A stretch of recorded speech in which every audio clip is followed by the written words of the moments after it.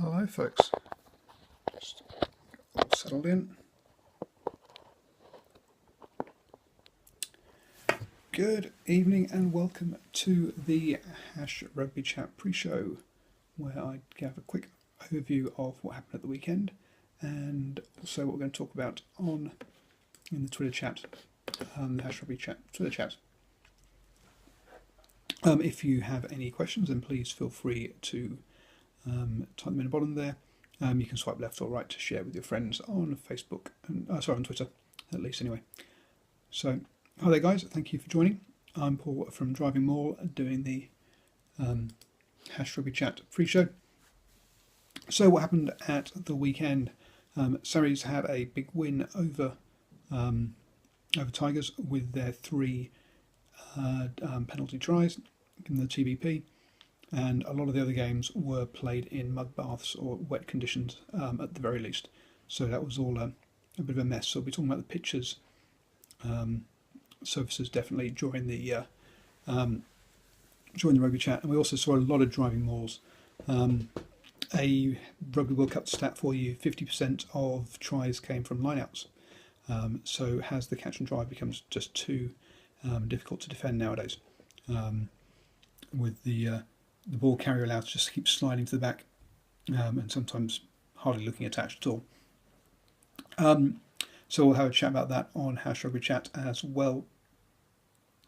The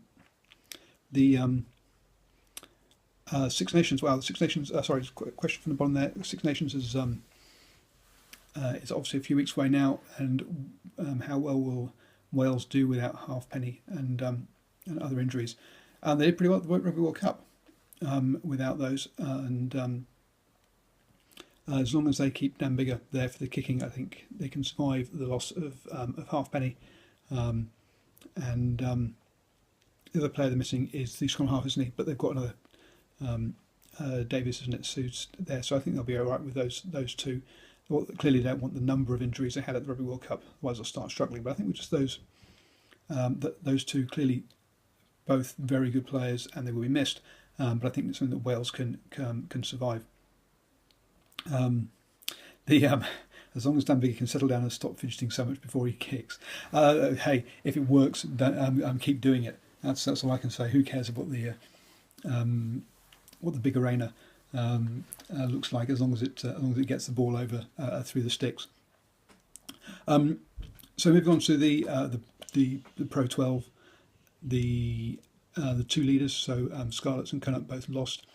Scarlets stayed top from Leinster, but it's now 4 points covering the top 6 teams there. It's all very tight in the Pro12, so it's going to be interesting to see how that pans out this coming weekend, because of all of the replayed European games. Only 3 games in the Pro12, so there's going to be lots of teams with games in hand. It's going to be a bit hard to keep track of who's where in the table and where they really stand when all the games pan out. So that's going to be an interesting one, and we'll be talking about which of those 6 teams we think are going to come out and lead the way there. Across in the top 14, there are now 3 teams tied on 38 points, being so that's Racing, Clermont and Toulouse, being chased by Toulon just 2 points behind. So again, that's also a very tight race over the channel there. They don't have any games this coming weekend, so they're not impacted by the European rearranged fixtures as much. So that's kind of what happened at the weekend. It was all, the Pro12 and the top 14 have got very close, and we had lots of wet and muddy games in the Aviva Premiership. Some of the stuff we'll cover in Rugby Chat, as I already said. We'll also look at the new rules. We'll be looking at giving Eddie Jones some advice on his back row, and we'll also be looking at, my last question was now, scrums in the Northern Hemisphere. So another question at the bottom there: what do I think of Dylan Hartley becoming the England captain? It's still rumoured, so let's just see. We've got to see how he comes back from his concussions. I wouldn't wish that on anybody. I do remember back in November internationals, one of the Southern Hemisphere commentators saying that Dylan Hartley is the kind of player that can lose your Rugby World Cup. He is a very good player whilst he's on the pitch, but he is someone And I think England have got a number of players like this. I mean, Mike Brown's another one, Farrell as well, who are players that who have a tendency to lose their head in the heat of the battle, and not keep calm, make the right decisions at the right time.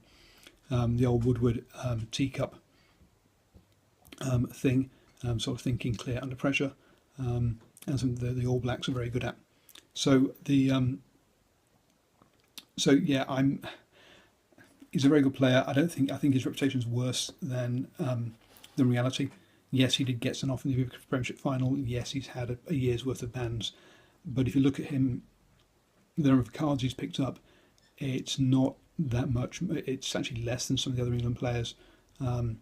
So he's not as. It's not as, his reputation is worse than cut out there. So yes, so I said Hartley's reputation, I think, is worse than the reality. So so I'm not that concerned about it, but I do think there's a worrying trend of players within the England team who can't stay cool, and Eddie Jones is going to have to clear that up. So he's not my first choice, but but then again, there aren't many choices, are there? To be honest, who are putting their hand forward. I'd rather Eddie Jones didn't name a captain at all, just name the squads and then said, hey, this is the captain for today, and see who comes out of the other side of the Six Nations as the obvious leader. And then set the captain for the summer tour is how I would do it. So that's not the way it is. Any other questions in the bottom? As long as it's not Mike Brown, the comment there. Yeah, I don't think Mike Brown is the right person for England captain. I think it should be a forward. It needs to be someone who's near the ref and can talk to the ref regularly. And as I say, Mike Brown's another one of these players who tends to lose his cool and lose his head in the heat of the moment. So no, I'm not. I don't think he's captain material. Any other comments? Otherwise, I will drop off and get ready for the Hash Rugby chat. I don't think Marla perhaps down there. I don't think Marla's a surefire to start.